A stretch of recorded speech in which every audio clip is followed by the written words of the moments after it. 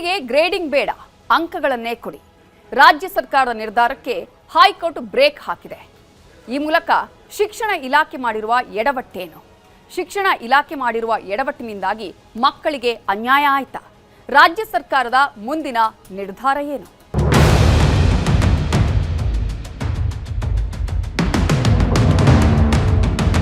ಬಂಡತನ ಮಾಡಬಾರದು, ಮಕ್ಕಳ ವಿಷಯದಲ್ಲಿ ಚೆಲ್ಲಾಟ ಆಡಬಾರದು. ಕೇವಲ ಒತ್ತಡಕ್ಕೋಸ್ಕರ ನಾವು ಘೋಷಣೆ ಮಾಡ್ತೀವಿ ಎಂದಾಗ ಈ ಮಕ್ಕಳು, ಲಕ್ಷಾಂತರ ಮಕ್ಕಳ ಜೊತೆ ಇವತ್ತು ಇವರು ಬಹಳ ಹಗುರವಾಗಿ ನಡ್ಕೊಂಡಿದೆ. ಯಾವುದೇ ಕಾರಣಕ್ಕೂ ಮಕ್ಕಳು ಆತಂಕದಲ್ಲಿರೋದು ಬೇಡ. ರಿಸಲ್ಟ್ ಯಾವುದೇ ಕಾರಣಕ್ಕೂ ತೊಂದರೆ ಆಗೋದಿಲ್ಲ. ಅದನ್ನು ಮಕ್ಕಳಿಗೆ ನಾನು ಹೇಳಲಿಕ್ಕೆ ಇಷ್ಟಪಡ್ತೇನೆ. ಒಂದು ಬಾರಿ ಅಂಕ ಅಂತಾರೆ, ಇನ್ನೊಂದು ಬಾರಿ ಗ್ರೇಡಿಂಗ್ ಅಂತಾರೆ, ಮತ್ತೊಂದು ಬಾರಿ ಗ್ರೇಡಿಂಗ್ ಇಲ್ಲ, ಅಂಕಾನೇ ಫಿಕ್ಸು ಅಂತಾರೆ. ರಾಜ್ಯ ಸರ್ಕಾರ ಗೊಂದಲದಲ್ಲಿತ್ತು. ನಿರ್ಧಾರಗಳನ್ನು ತಗೊಳ್ಳೋದ್ರಲ್ಲಿ ಶಿಕ್ಷಣ ಇಲಾಖೆ ಎಡವಿತ್ತು. ಎಡವೋದು ಮಾತ್ರ ಅಲ್ಲ, SSLC ವಿದ್ಯಾರ್ಥಿಗಳಿಗೆ ಆತಂಕ ಮೂಡಿಸಿದ್ರು. ಎಕ್ಸಾಮ್ ಬರೆದಿರೋ ವಿದ್ಯಾರ್ಥಿಗಳನ್ನ ಗೊಂದಲಕ್ಕೆ ತಳ್ಳಿದ್ರು. ಈಗ ಆ ಗೊಂದಲಕ್ಕೆ ಬ್ರೇಕ್ ಬಿದ್ದಿದೆ. ಹೈಕೋರ್ಟ್ ಆದೇಶವೊಂದನ್ನು ಹೊರಡಿಸಿದ್ದು ಗ್ರೇಡಿಂಗ್ ಕೊಡೋ ಬದಲು ಅಂಕಗಳನ್ನ ಕೊಡಬೇಕು, ಇದೇ ಫೈನಲ್ ಅಂತ ಹೇಳಿಬಿಟ್ಟಿದೆ. ಈ ಆದೇಶದಿಂದ ಒಂದು ಗೊಂದಲ ನಿವಾರಣೆಯಾಗಿದ್ದು ಮತ್ತೊಂದು ಗೊಂದಲ ಸೃಷ್ಟಿಯಾಗಿದೆ. SSLC ರಿಸಲ್ಟ್ ಅನ್ನೋದೇ ಗೊಂದಲದ ಗೂಡಾಗಿದೆ. ಹಿಂದಿಗೆ ಗ್ರೇಡ್ ಇಲ್ಲ, ಅಂಕವೇ ಫಿಕ್ಸ್. ಪುನರ್ ಪರಿಶೀಲನಾ ಅರ್ಜಿ ವಜಾ, ಸರ್ಕಾರದ ಪ್ರಯತ್ನಕ್ಕೆ ಹಿನ್ನಡೆ. ಏನು ಮಾಡುತ್ತೆ ಸರ್ಕಾರ? ಶಿಕ್ಷಣ ಸಚಿವರು ಹೇಳಿದ್ದೇನು? ಅದು ಮಾರ್ಚ್ 27. SSLCಯಲ್ಲಿ ಹಿಂದಿ ಸೇರಿದ ಹಾಗೆ ತೃತೀಯ ಭಾಷೆಗಳ ಎಕ್ಸಾಮ್ಗೆ ಕೆಲವು ದಿನ ಬಾಕಿ ಇತ್ತು. ಆಗ ರಾಜ್ಯ ಸರ್ಕಾರ ಒಂದು ದಿಟ್ಟ ನಿರ್ಧಾರ ತಗೊಳ್ಳುತ್ತೆ.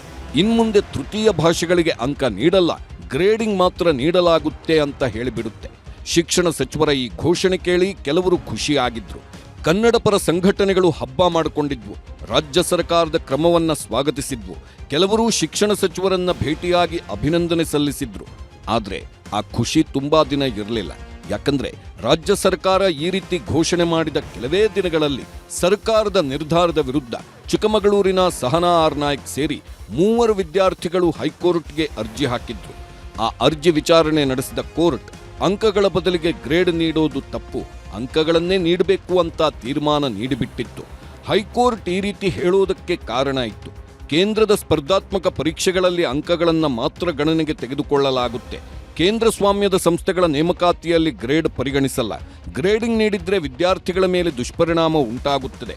ತೃತೀಯ ಭಾಷೆಗಳನ್ನು ಕಲಿಯುವ ಉತ್ಸಾಹಕ್ಕೆ ಕುತ್ತು ಬರುತ್ತೆ ಅನ್ನೋ ಕಾರಣಕ್ಕೆ ಹೈಕೋರ್ಟ್ ಈ ನಿರ್ಧಾರ ತಗೊಂಡಿತ್ತು.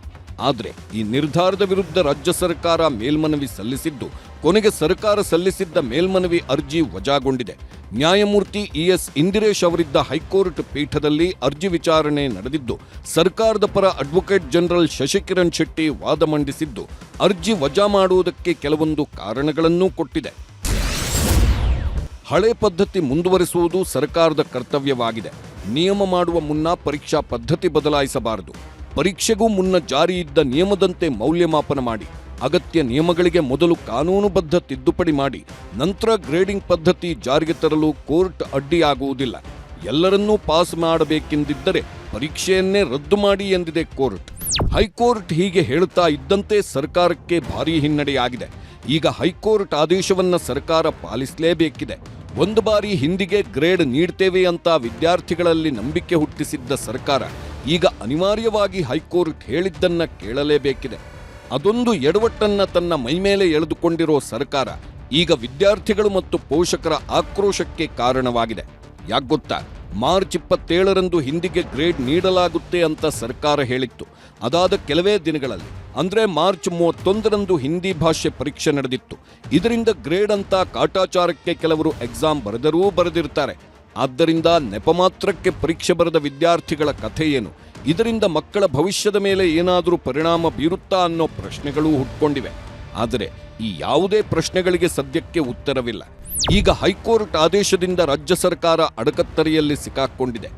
ಸರಿಯಾದ ಸಮಯದಲ್ಲಿ ಸೂಕ್ತ ನಿರ್ಧಾರ ತೆಗೆದುಕೊಳ್ಳದೆ ತೊಂದರೆಯನ್ನ ಮೈಮೇಲೆ ಎಳೆದುಕೊಂಡಿದೆ. ರಾಜ್ಯ ಸರ್ಕಾರ ಎಡವಿರೋದು ಎದ್ದು ಕಾಣಿಸ್ತಿದೆ. ಬದಲಾವಣೆ ತರುವುದಿದ್ದರೆ ಶೈಕ್ಷಣಿಕ ವರ್ಷದ ಆರಂಭದಲ್ಲಿ ತರಬೇಕಿತ್ತು. ಪೋಷಕರು ವಿದ್ಯಾರ್ಥಿಗಳಿಗೆ ಬದಲಾವಣೆ ಬಗ್ಗೆ ಮಾಹಿತಿ ಕೊಡಬೇಕು. ಆದರೆ ಏಕಾಏಕಿ ಗ್ರೇಡಿಂಗ್ ನಿರ್ಧಾರ ತೆಗೆದುಕೊಂಡು ಶಿಕ್ಷಣ ಇಲಾಖೆ ಎಡವಟ್ಟು ಮಾಡಿಕೊಂಡಿದೆ. ಪರೀಕ್ಷೆ ನಡೆಯುವಾಗ ಗ್ರೇಡಿಂಗ್ ಬಗ್ಗೆ ನಿರ್ಧರಿಸಿ ವಿದ್ಯಾರ್ಥಿಗಳಿಗೂ ಗೊಂದಲ ಮೂಡಿಸಿದೆ. ಕೊನೆ ಕ್ಷಣದಲ್ಲಿನ ಶಿಕ್ಷಣ ಇಲಾಖೆಯ ನಿರ್ಧಾರ ಪೋಷಕರಲ್ಲೂ ಆತಂಕ ಉಂಟು ಮಾಡಿದ್ದು, ಶಿಕ್ಷಣ ಇಲಾಖೆ ಮತ್ತು ಅಧಿಕಾರಿಗಳ ಎಡವಟ್ಟಿಗೆ ವಿದ್ಯಾರ್ಥಿಗಳ ಭವಿಷ್ಯ ಅತಂತ್ರವಾಗಿದೆ. ಹೈಕೋರ್ಟ್ ನಿರ್ಧಾರಕ್ಕೆ ಶಿಕ್ಷಣ ಸಚಿವ ಮಧು ಬಂಗಾರಪ್ಪ ಪ್ರತಿಕ್ರಿಯಿಸಿದ್ದಾರೆ. ಸದ್ಯಕ್ಕೆ ಹೈಕೋರ್ಟ್ ಆದೇಶ ಕೊಟ್ಟಿದೆ.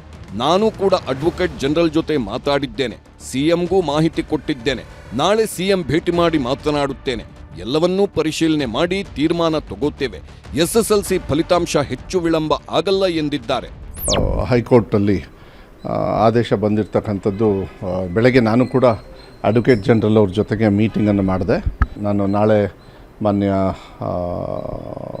ಮುಖ್ಯಮಂತ್ರಿಗಳಿಗೆ ನಾಳೆ ಸಾಯಂಕಾಲ ಅವ್ರ ಜೊತೆನೂ ಕೂಡ ಚರ್ಚೆ ಮಾಡಿ ನೆಕ್ಸ್ಟ್ ಏನು ಅಂತ ಹೇಳಿ. ಅಲ್ಲ, ಅವ್ರು ಹೇಳ್ತಾ ಇರೋದು ಅಂಕ ಕೊಡಿ ಈ ಸತಿ ಅಂತ ಅವ್ರು ಮಾಡಿರೋದು. ಯಾವುದೇ ಕಾರಣಕ್ಕೂ ಮಕ್ಕಳು ಆತಂಕದಲ್ಲಿರೋದು ಬೇಡ. ರಿಸಲ್ಟ್ ಯಾವುದೇ ಕಾರಣಕ್ಕೂ ತೊಂದರೆ ಆಗೋದಿಲ್ಲ. ಅದನ್ನು ಮಕ್ಕಳಿಗೆ ನಾನು ಹೇಳಲಿಕ್ಕೆ ಇಷ್ಟಪಡ್ತೇನೆ. ಮಕ್ಕಳ ಜೊತೆ ಸರ್ಕಾರ ಚೆಲ್ಲಾಟ, ಸುರೇಶ್ ಕುಮಾರ್ ಆಕ್ರೋಶ. ಯಾವುದೇ ನಿರ್ಧಾರ ತೆಗೆದುಕೊಳ್ಳುವ ಮುನ್ನ ಯೋಚಿಸಬೇಕು. ಸರ್ಕಾರ ಮಕ್ಕಳ ಜೊತೆ ಚೆಲ್ಲಾಟವಾಡುತ್ತಿದೆ. ಪರೀಕ್ಷೆಗೂ ಮುನ್ನವೇ ಅಂಕ ಕೊಡಲ್ಲ, ಗ್ರೇಡಿಂಗ್ ಕೊಡುತ್ತೇವೆ ಎಂದು ಘೋಷಣೆ ಮಾಡಿದ್ದು ಸರ್ಕಾರದ ತಪ್ಪು. ಮಕ್ಕಳಿಗೆ ಸರ್ಕಾರ ಅನ್ಯಾಯ ಮಾಡಿದೆ ಎಂದಿದ್ದಾರೆ ಮಾಜಿ ಸಚಿವ ಸುರೇಶ್ ಕುಮಾರ್. ಸೊ ನನಗನ್ಸುತ್ತೆ ಸರ್ಕಾರ ಮಕ್ಕಳ ಜೊತೆ ಚೆಲ್ಲಾಟ ಆಡಿದೆ. ಮತ್ತು ಶಿಕ್ಷಣ ಅನ್ನೋದು ಒಂದು ಗಂಭೀರವಾದ ವಿಚಾರ. ಒಂದು ಮಕ್ಕಳ ಬಗ್ಗೆ, ಮಕ್ಕಳ ಒಂದು ಕಲಿಕೆ ಬಗ್ಗೆ ಅದನ್ನು ಭಾಳ ಹಗುರವಾಗಿ ತಗೊಂಡು ಕೇವಲ ಒತ್ತಡಕ್ಕೋಸ್ಕರ ನಾವು ಘೋಷಣೆ ಮಾಡ್ತೀವಿ ಎಂದಾಗ ಈ ಮಕ್ಕಳು, ಲಕ್ಷಾಂತರ ಮಕ್ಕಳ ಜೊತೆ ಇವತ್ತು ಇವರು ಭಾಳ ಹಗುರವಾಗಿ ನಡ್ಕೊಂಡಿದೆ. ಶಿಕ್ಷಣ ಇಲಾಖೆ ವಿರುದ್ಧ ಕ್ಯಾಂಪ್ಸ್ ಕಿಡಿಕಾರಿದೆ. ಕ್ಯಾಂಪ್ಸ್ ಖಾಸಗಿ ಶಾಲೆಗಳ ಒಕ್ಕೂಟದ ಅಧ್ಯಕ್ಷ ಶಶಿಕುಮಾರ್ ಈ ಕುರಿತು ಮಾತಾಡಿದ್ದು, ನೆಲದ ಕಾನೂನನ್ನ ಎಲ್ಲರೂ ಅರ್ಥ ಮಾಡಿಕೊಳ್ಬೇಕು. ಪರೀಕ್ಷೆಗೆ ಅಗೌರವ ತೋರಿಸಿರುವುದು ಸರಿಯಲ್ಲ. ಈಗಲಾದರೂ ನಿಯಮಾನುಸಾರ ವಿದ್ಯಾರ್ಥಿಗಳಿಗೆ 3ನೇ ವಿಷಯದಲ್ಲಿ ಗ್ರೇಡ್ ಬದಲು ಅಂಕ ಕೊಡಬೇಕು. ಬಂಡತನ ಮಾಡಬಾರ್ದು, ಮಕ್ಕಳ ವಿಚಾರದಲ್ಲಿ ಚೆಲ್ಲಾಟ ಆಡಬಾರ್ದು ಎಂದಿದ್ದಾರೆ. ಇಲ್ಲಿ ನೆಲದ ಕಾನೂನು ಒಂದು ಸರಿಯಾದ ರೀತಿಯಲ್ಲಿ ಬಳಕೆ ಆಗಲಿಲ್ಲ ಅಂದ್ರೆ ಮತ್ತೆ ಮಕ್ಕಳಿಗೆ ಗೊಂದಲ ಸೃಷ್ಟಿಸಿ ಇವತ್ತಿನ ದಿನ ಪರೀಕ್ಷೆಗೆ ಅಗೌರವ ತೋರಿಸಿರ್ತಕ್ಕಂಥದ್ದು ಸರಿಯಲ್ಲ ಅನ್ನತಕ್ಕಂಥದನ್ನ ನ್ಯಾಯಾಲಯ ಮತ್ತೆ ಮತ್ತೆ ಹೇಳಿದೆ. ಬಂಡತನ ಮಾಡಬಾರ್ದು, ಮಕ್ಕಳ ವಿಷಯದಲ್ಲಿ ಚೆಲ್ಲಾಟ ಆಡಬಾರ್ದು.